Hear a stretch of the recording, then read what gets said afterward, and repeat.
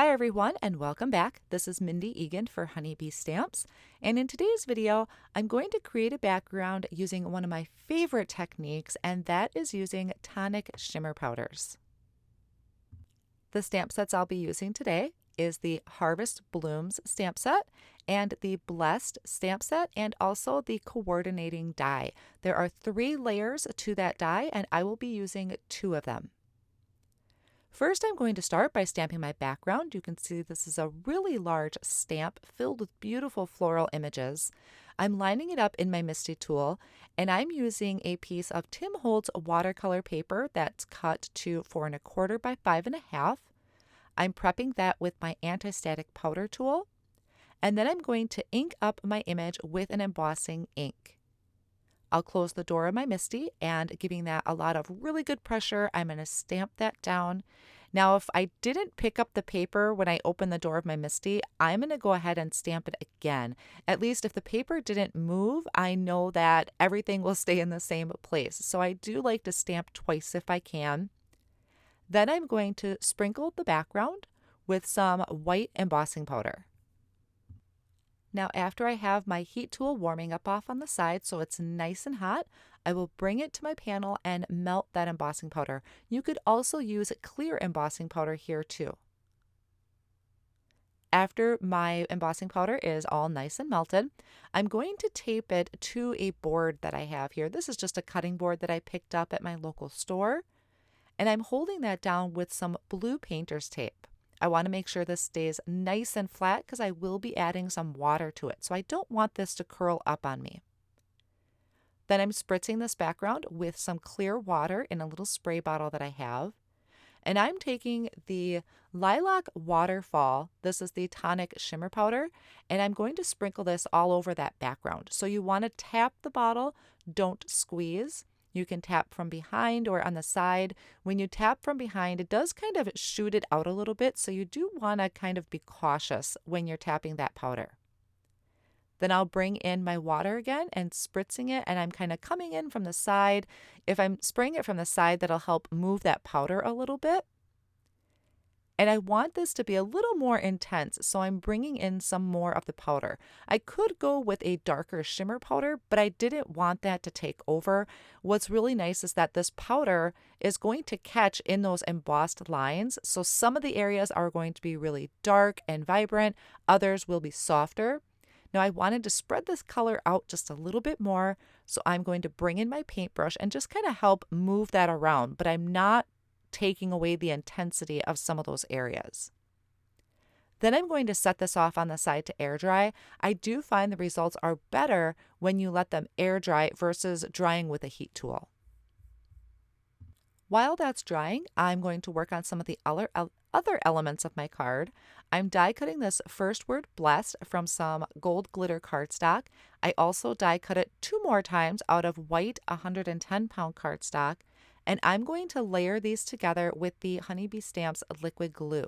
And I like to use my tweezers to kind of help that placement, so I can kind of squeeze the letters together, make sure they're lined up, and then I can attach that gold glitter die cut on top.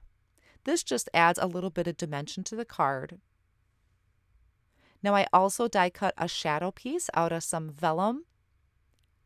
And once I have my die cut word here, I'll go ahead and add a little bit of glue to the back of that and place that on top of the vellum. After that's attached, I do like to put this under something heavy like a book or my MISTI tool, just to make sure that it's adhered together really well and gives that a few minutes of drying time. I'll then work on my smaller sentiment, which is going to come off of that same Blessed stamp set. And I am using my mini MISTI tool and some black cardstock. I'll prep that with an anti-static powder tool, ink up my sentiment with some embossing ink, and stamp that down onto my cardstock. If I feel I didn't get a good impression the first time, I will stamp it again. Then I can sprinkle on my white embossing powder, tapping off any of the excess. And then I can melt that embossing powder with my heat tool. And a lot of times I will take a Swiffer cloth and rub over that just to remove any of that excess powder and kind of really bring that black back out. Then I'll just use my paper trimmer to trim out my sentiment so it's a nice skinny strip. Now, my panel wasn't quite dry and it had been sitting for a couple hours because I was running back and forth from picking my daughter up from volleyball practice. So I had a little bit of drying time in there, a couple hours, but it wasn't completely dry. So I'm carefully removing my painter's tape because the cardstock is wet, so it will tear more easily. And here's just a close-up look of that intense color in some of those areas, but where it's lighter in others. And it's just filled with shimmer, which is so beautiful. Now I did dab up a little bit of the excess water that was on there, and the rest of this I am going to heat with my heat tool to kind of speed up that process. But otherwise, like I said before, this is a lot better if you can let it just completely air dry. I'll then take this over to my paper trimmer. I'm going to trim off those edges, and this panel will end up measuring 3 3/4 by 5 inches. I'm also going to cut a few more pieces of cardstock to that same size to layer behind my panel. This is going to offer a lot of support since my cardstock was pretty wet. So this extra cardstock behind it will not only give dimension, but full support behind my panel. You could also use foam tape here, but I just really prefer the cardstock, especially when I have a panel that was just so saturated before and it's still a little bit wet. I shouldn't say wet, it's a little damp, so this really helps. Then I can add the adhesive to the back of that panel and add it to a card base that is measuring 4 1/4 by 5 1/2, and this is going to leave some really nice white margins around my panel. I can then finish off the card by adding my sentiments, so I'm adding a little bit of that liquid glue to the back of my die cut word and adding that to the front of the card. I love the fine tip of the Honeybee Stamps glue. It is really great for small letters like this. And then with a little bit of tape runner and foam squares, I added my skinny strip sentiment right underneath my die cut word.